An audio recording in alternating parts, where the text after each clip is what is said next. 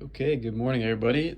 It is March 24th, and we are going to be laying out a brand new 10 by 20 raised garden bed. It's only raised about maybe 8 inches or so.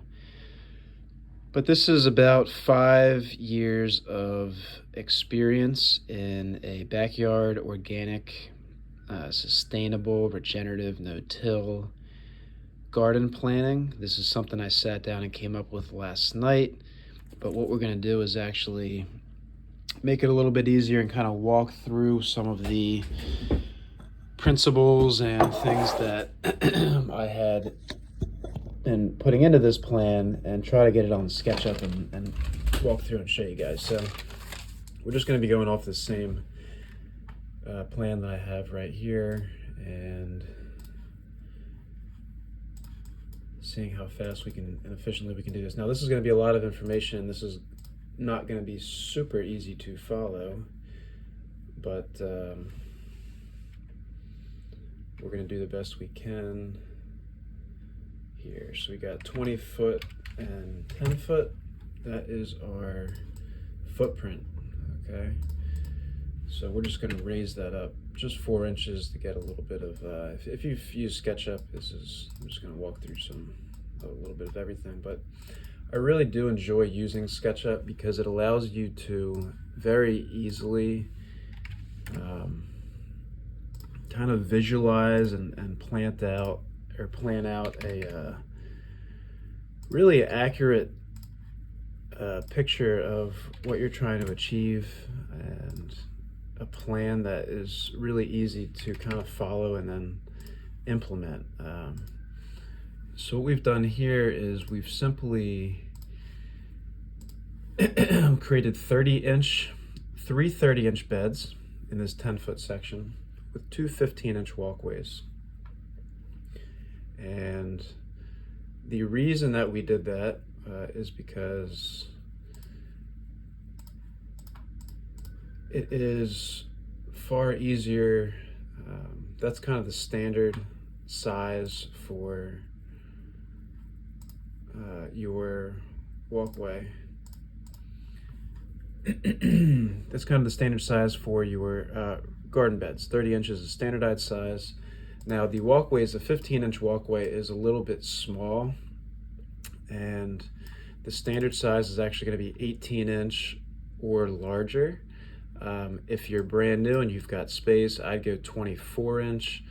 But some of the considerations you're going to have when you are making a walkway is that, what are you going to fill this with? Now, wood chips is a really another standard way to do it. It's a really great option, and you're going to have to source those wood chips. You're going to have to fill those back in every year. You're going to have to maintain them, but what's nice about the wood chips is that it keeps your feet clean. You're going to be keeping most of your soil out of there, and then you're going to be working with these 30-inch beds. So the reason that I have these 15-inch walkways is simply because this is the footprint that we're working in. We're working in 10-foot height here by a 20-foot width. So your 10-foot height or depth is going to be 120 inches. I know that I want a 30-inch standard bed size, and the 30-inch standard bed size typically has to do with not only equipment and spacing and so forth in the industry, but you can put 1 foot to the next. You can straddle this bed for planting, and most importantly is you can, on one side of this bed, you can access everything on the inside of this bed very easily without straining yourself. So from both sides of the bed, you're only reaching in about 15 inches, and that means you're going to be able to harvest, gain access, weed, everything that you need to do within that 30-inch standard footprint. So we're sticking with that 30-inch footprint. It's a really, I think, good standard bed length. And then your walkways is really going to depend on your space. Now we just have this 10 by 20 foot footprint that we just made this new bed with, so we're just working with it. So the 120-inch here, I know that I've got three 30-inch beds that I want to make out of this space, so that's 30, 60, 90. I've got 120 inches in here, so I've got 30 inches remaining for my walkway, and that's simply how I came up with 2 walkways that are 15 inches on both sides. Now in my plan here, I'm thinking about a lot of different things, but one of the things that I am going to be looking for, because I do have these small walkways, is I want to kind of limit the amount of necessity it is to really kind of access this space as much. So I am going to be actually eliminating and making some more garden space that's accessible on the outside perimeter. So this distance from here to here is actually 24 inches. I made it a little bit smaller because what I'm going to be doing is I'm going to be stepping from here onto, I think I'm going to use some type of paver on the inside here instead of wood chips, because what I want to be able to do is pull those pavers up every year and be able to fully spread my compost out and make it clean. And then I'll just put those pavers back on top so that I'm spreading out my my weight. When I step into my bed in a no-till system, what you're trying to do is you're trying to create this really complex ecosystem in the soil, and you want to limit your compaction. You can still have some stepping on the beds and so forth because they are really resilient when you structure them the right way, but ultimately you want to actually limit it as much as possible. So I'm actually just going to be using this 24 inches here. I'm going to plant on this side. So now I've got access to all of this, this pathway. Instead of putting a pathway here, I'm going to plant this whole thing out. And then I'm going to do the same thing over here. I'm just going to do a 24-inch bed and eliminate my pathways over here. So now I'm left with these 15-inch pathways. Yeah, that's probably easy enough to look at how that's going to be structured there. So I've got my 3 30-inch beds long way. I've got these 24-inch beds on each side. Another thing that we wanted to get is we're going to be talking about is orientation and the priority of where we're going to be planting some stuff. So we're going to be doing a lot of different advanced techniques. We're going to be doing multi-sowing. We're going to be doing intensive planting. We're going to be doing succession planting. We're going to be utilizing the height in this space, the vertical in this space. We're going to be utilizing the spacing of our big plants that sprawl out and be interplanting in between those rows. And keep in mind, all of this is going to be designed about how we're going to use this bed in our space. So what we actually have is this line right here. Let's see if I can just kind of do this really quickly. This is actually a walkway for us. So when we're looking at our house, and you'll see in our videos, this is a walkway to our front door. So this is our main traffic way. So I'm gonna put a lot of our plants right here that I want to kind of be picking at.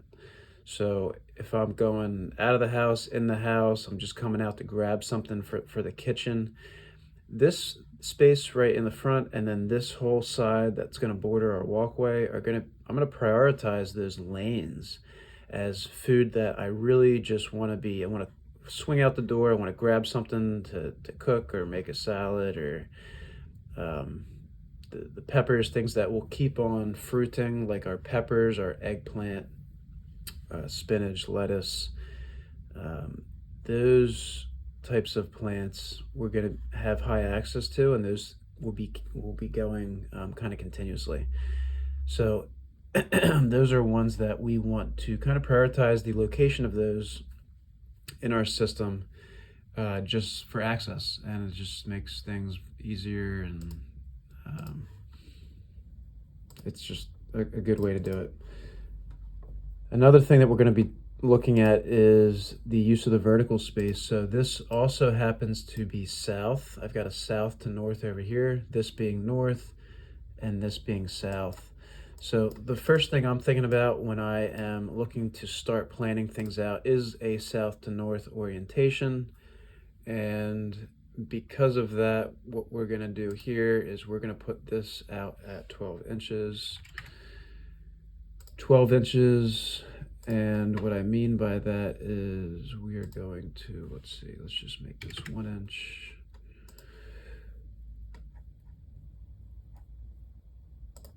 We're going to be raising this up. So let's do something like this so that we can visualize this. But we're going to be creating a trellis on the north side, and the reason that we're going to be creating this trellis on the north side is because our sun in the northern hemisphere here, we're actually outside of Pennsylvania, Philadelphia, Pennsylvania. Our sun's going to be out in this corner, and with this trellis, I'm using a 6-inch square netting. We're going to be, I think it's 6 foot, but 6 foot, as high as you can go really, and you want that netting to actually go all the way to the ground because otherwise you're going to struggle with having to thread your beans and snap peas and your vining plants that you're going to be using, your cucumbers. If you put this a foot up or any distance from the ground, you're actually going to have to physically move those up to the trellis before it can actually start climbing. So you actually want to get as tall as a trellis as you can fit into your space, as you feel comfortable working with and accessing. You want to lay that trellis down all the way to the ground level, and then you want to plant on that. So I actually spaced this 12 inches in because I want to plant actually on the north side for my climbing plants. And I want to leave a little bit of buffer from the edge of my bed, or to be able to plant something here. Like I might plant a row of something small like radishes or carrots, maybe carrots, on this edge here, so they can still utilize it. Something that would be early in the season, because what's going to happen is that as this trellis, like I'm going to be using this trellis for snap peas, cucumbers, beans, all of your climbing beans. What else is going to go in here? You could do other things like your winter squashes, which are climbing vines, but anything that's going to vine, you could do tomatoes and trellis them over on this netting. But I'm going to be primarily using this for snap peas, cucumbers, and climbing beans. We've got several varieties of each, so that's kind of how we do it. We space it out, but we're going to again put that off this back edge of the bed because we're going to want to plant on the north side, because what happens is as those plants start climbing, they're actually always reaching for the sun, and the sun's going to be on the south side, so that means they're going to be climbing into the net. If you put it on this side, they actually often want to lean this way, and you're doing a little bit more work by just making sure that they stay onto the trellis. At the end of the day, it's really not that big of a deal. It's just something that I've noticed over the years, and I'm just going to be planting on the north side here, not the south side. Or maybe back and forth. Maybe I'll do a little bit on the north side, a little bit on the south side. So that's something to think about. So that is where I'm going to be putting our, again, our snap peas, our cucumbers, and our beans. The snap peas go out really, really early. So they go out basically when you're starting to see temperatures hang around above the 30s in the low. They can withstand a frost, even like a medium frost. That's down to maybe say 28, 30. They'll do just fine. I think they may probably have survived even colder than that, but they will grow pretty well. And your snap peas, you actually want to direct sow. I have also started transplanting them, or tried transplanting them, and the stuff that direct sows catches up with the ones that are transplanted just the same. So even if you give them a couple week head start inside and try transplanting them, I found that just direct sowing them is just as good and probably better and easier. It's way easier. So this is March 24th. We had a last frost several days ago, and we've got 3 days of rain right now. So I'm going to be planting these all today, giving them a nice 3 days of rain and low intensity on the sun to limited evaporation, which is going to help more moisture stay with them, which is going to give them a jump start of getting seeded and starting to sprout without me having to do too much work of watering them. It just gives them a really, really good start when you can time it with temperature, timing of the season, and rainfall. The next thing that we're thinking about here is I wanted to put some tomatoes in here as well. So we're also going to do another trellis right here. Let's see, we're going to do this trellis 24 inches in, so it's about 12 inches off of that back space. And this is going to be more for tomatoes, and I will tell you why in a second. The reason that we're going to put tomatoes here is because when you put it depends on your spacing, obviously, but we do pretty intensive spacing. You'll find that if you have a really rich soil and you're doing a really good job with your soil, you can do a really, really intense spacing and get a ton of food in a very, very small space. So that's kind of what we're focused on. And because of that, we are going to, let's see here. Because of that, we actually plant I'll walk through all this too when we're doing this. We sprinkle very densely in this whole line when we're planting things out, like the snap peas and the beans. The cucumbers are spaced a little bit further because they need more space kind of to sprawl out. Your melons or your winter squashes, which are other vining, climbing plants that use trellises or benefit from trellises, they also will do the same thing. So actually I kind of want to make this a little bit higher here for visual. But what's happening here is we're not going to use a net trellis on this section. We're actually going to make this section probably about 3 feet up or so. And the reason I want to do that, so we're going to have a post. There's going to be a post that's like from here to here on each edge. Maybe we'll do another post in the middle. I'm not sure exactly what I'm going to use for my posts yet. I have to see what I have available that I might be able to reuse, or I might have to go buy something. But at least a post in the middle, which is a 10-foot span. You might even want to put 2 posts depending on what your structure is. So it just depends what we're going to use. But the essence of what I've been doing with my tomatoes is I've been doing this string method where I will make a trellis, but I'll put these strings across. So then what we do with our tomatoes is we'll put like a tomato it just depends on what you're going to be planting out of here, but I'm going to be mixing them into these peppers and eggplants that I'm putting up front. So I'm going to put let's see here. So this is probably every 3 feet, I'm going to put a pepper or an eggplant. So I'm probably going to put 2 eggplants up, maybe 1 eggplant up front, and then maybe 1 of each different pepper that we're growing. I think we're growing 5 or 6 different varieties this year, so we'll fit about 6 or so in this 20-foot space at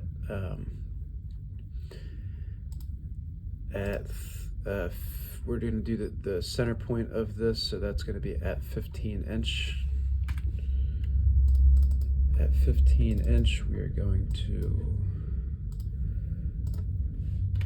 let's see, 15 inch, and then 3-foot intervals. We'll be doing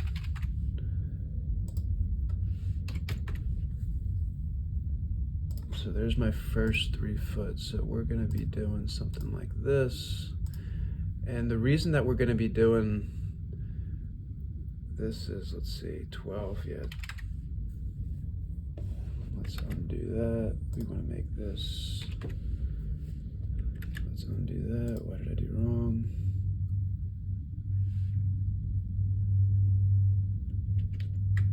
Okay, that's what I'm looking for. And then our next one is, oops. Sorry guys, I'm just trying to 3 foot, 6 foot. Just trying to give you guys a quick rundown of how to create this too if you want to use this. I don't know why it's doing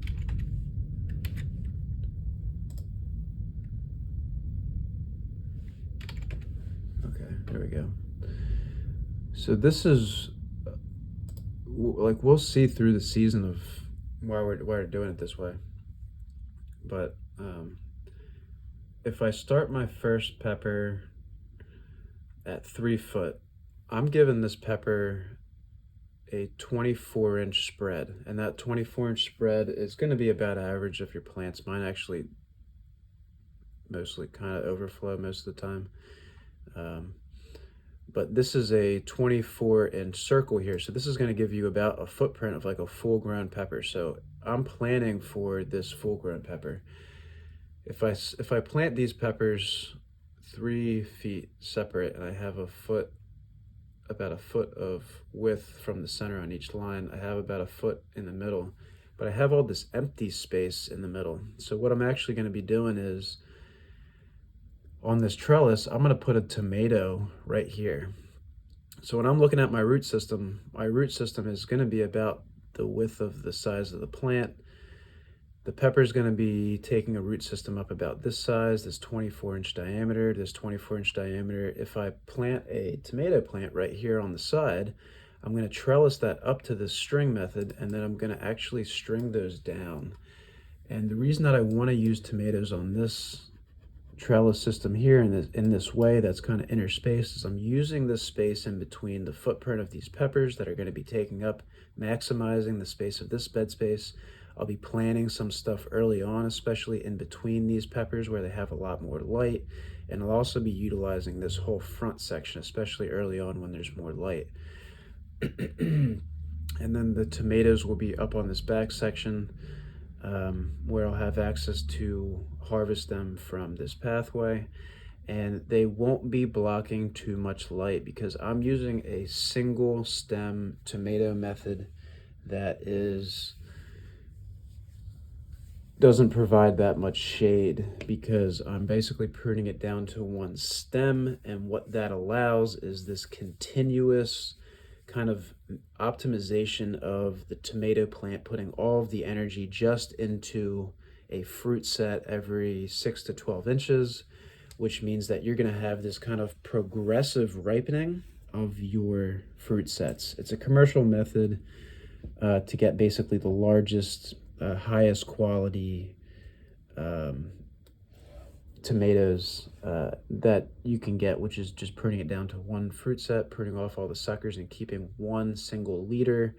And then what that's going to do is that's going to just produce one single fruit set that'll ripen, so you're not kind of overwhelmed. Because what I've noticed from doing this type of it's basically a kitchen garden where we're feeding our family with this, is that I don't want to have a bushy tomato plant where I've got 400 tomatoes at one time, and they're small tomatoes, they may not taste as good. I want all the energy to go into something that's going to progressively give me tomatoes from, say, June through typically November in Southeast PA here. And what that does, it grows a very long vine. So what we end up doing is I'll have tomatoes kind of intermittently down this trellis here, and I also do this in the back here, where we come up and I'll go over.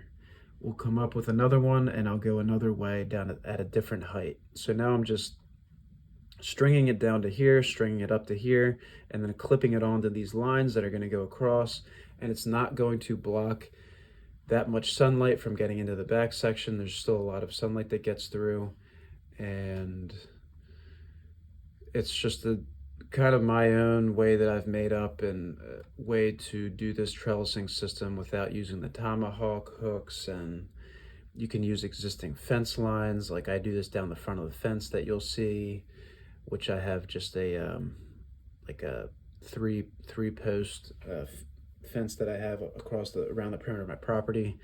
And then I have this same type of line system on our back bed as well. So this net trellis, I don't want to use it here because this pepper plant is going to be giving me peppers all around this. And I don't want that net to be hanging down low where I can come down this 15-inch walkway here and access from both sides. So this access is going to give me access to all the tomatoes here very easily. And then this walkway will give me access to both sides of this bed here. In the center here, I think I'm going to be putting up these 30-inch hoop house, and then I think I'm actually on this side going to be putting a 48-inch hoop house down here. But the hoop house is primarily I am actually going to be using insect netting on, and I'm going to be concentrating my brassicas in there because we have these orange, I think they're called orange harlequin bugs. They're these little beetles that absolutely decimate our brassicas. So the spinaches, the kales, we do several different varieties of spinach, several different varieties of kales. Come about June, they're in full flight, and I want to see if insect netting is going to help eliminate that problem or maybe reduce the problem. And I might also do some experimentation with some sacrificial type plants that are going to be planted outside of the netting, because I think that we're going to have these bugs no matter what. So my kind of thought on that, and I've seen this maybe a little bit, is that if you have this netted section, it's going to be protected, but it's going to be hard to keep this out entirely. I'm going to be coming in and out of here and so forth. So if I put in a different area of my garden, some other ones that are not covered, they're going to attract those bugs and they're going to concentrate there, and then I can more easily focus on reducing the population there instead of them trying to only reach, they're going to be drawn, they're going to be attracted to these. They're attracted through smell and scent, and that's how they find these plants. And if I kind of concentrate that with easier access somewhere else, it's kind of a sacrificial. I might not be able to harvest those. I might get a really high density of them somewhere else, but they're actually maybe going to be drawn to that area. So we'll see if I can come up with some good plan to do that. But that's kind of what I'm thinking, is putting this small, I have a 5-foot hoop system that I did on a 30-inch base that I'm going to put on this section in the middle. And then on this section, I think I'm actually going to do a 48 on the backside here with a 10-foot hoop. And that's going to allow my larger brassicas like Brussels sprouts and broccoli and maybe even some kale I'll mix in there to get taller, because those plants get a lot taller. And the things that I'll be using, the small 30-inch, I think it's got about a 25-inch height or so, and these have about a 48-inch height, I think. It's just how tall those plants will be. So the small plants I'll put in the small 30-inch hoop system. The large ones I'll put in the 48-inch with hoop system, and we'll walk through that again. And I'm going to walk through the hoop bender that I made and how to make these and what materials to buy. Because with these 30-inch width bases, these are 5-foot conduits.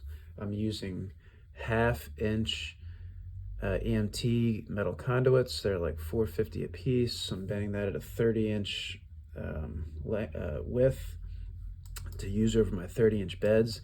And then the 10-foot ones, 30 inch just isn't, it's way too steep to have a 10-foot length in a 30-inch footprint.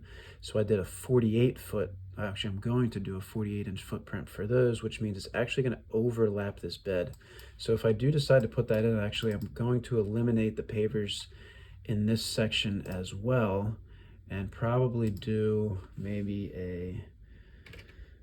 I think like a 10-foot section. Let's see, where does that bring me to? A 10-foot section.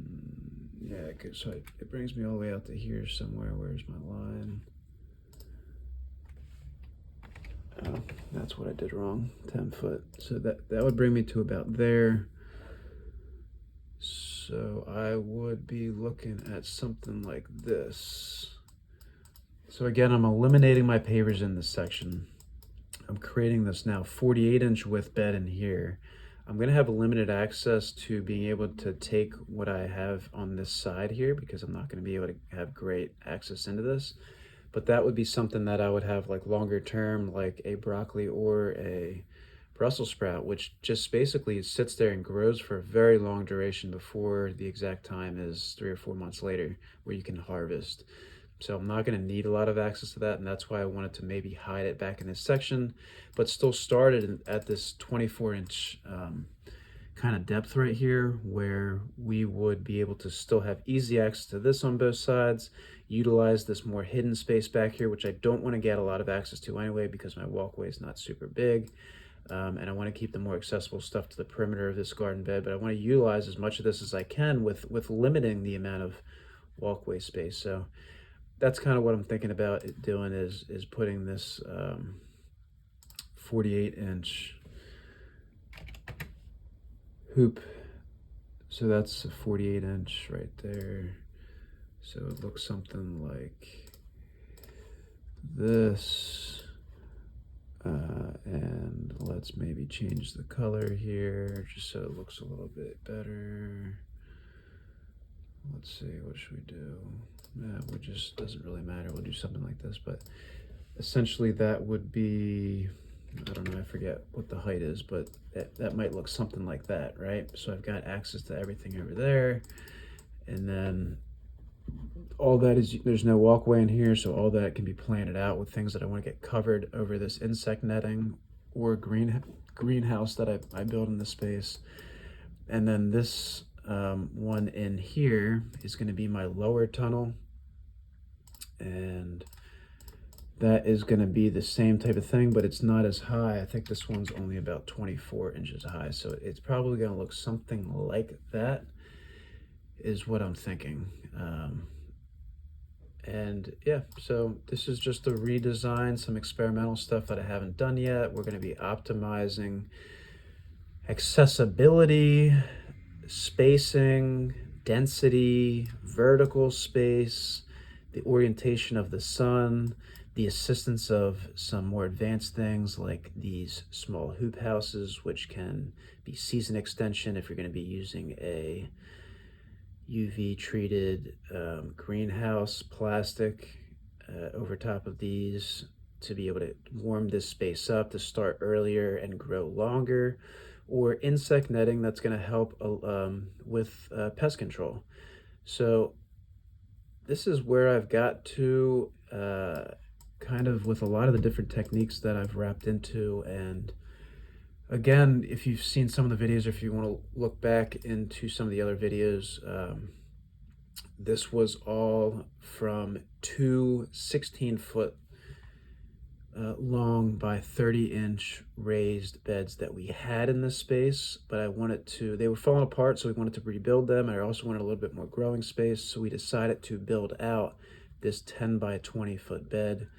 And we'll be walking through the build out of this and monitoring how this goes the whole season so that you guys can learn about some of the techniques that we're using to grow our at-home garden. So that is everything I've got for now. I know there's a lot of detail in here and it's hard to visualize, but if you follow our grow out through the season, you will see how we're going to implement this and the steps that we're taking, so that you can be doing this as well. If you found value in this, please give me a like or a comment and subscribe to the channel. That's really important. We're going to be growing this channel over the years and supporting it with the Biosoil Company, which is the organic soil company that I recently started in order to kind of spread this type of educational content and empower people essentially to do this on their own. But subscribe to the channel, where there's going to be a lot of information on here, and the live walkthroughs that we'll do they'll be a little bit easier to follow. But this is more of a design type of thing that you want to do early in the season, so that you can kind of figure out where you're going to put everything and how you're going to lay it out and the spacing. And a SketchUp program like this is going to be a little bit easier to follow if you can do that. I always do it on paper typically, so actually this is the one that I did last night just for this new 10 by 20. This is like a first layout of this, and obviously this is pretty sloppy and hard to follow. The other way to do it is kind of just draw out each of your garden beds. So these are all the other garden beds that we have in our house too, and this is the general layout that we're going to use this year for those beds. So every year I save these, I can use them as a reference. I can tell what the spacing is. I can tell what the quantity was.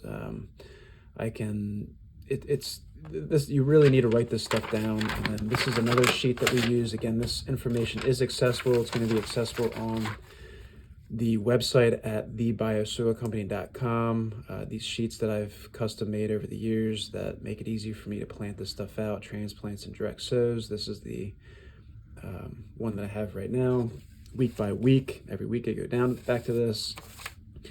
And then something like this, which is a spacing chart, and what type of plant that it is. Is it a vine plant? Is it a bush plant? Is it a root plant? How those grow, what type of spacing we want it at, what kind of density we want it at.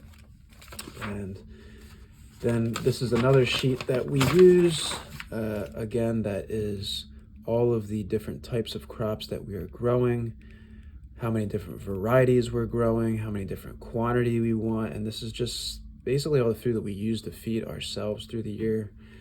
We do end up having a surplus of it all the time, so we're constantly giving away food, which is fantastic to create community. And this is an example of something that we had for last year. This was my planting, our crops, our spacing, and you can see how this one's a little bit more detailed. This is 2022.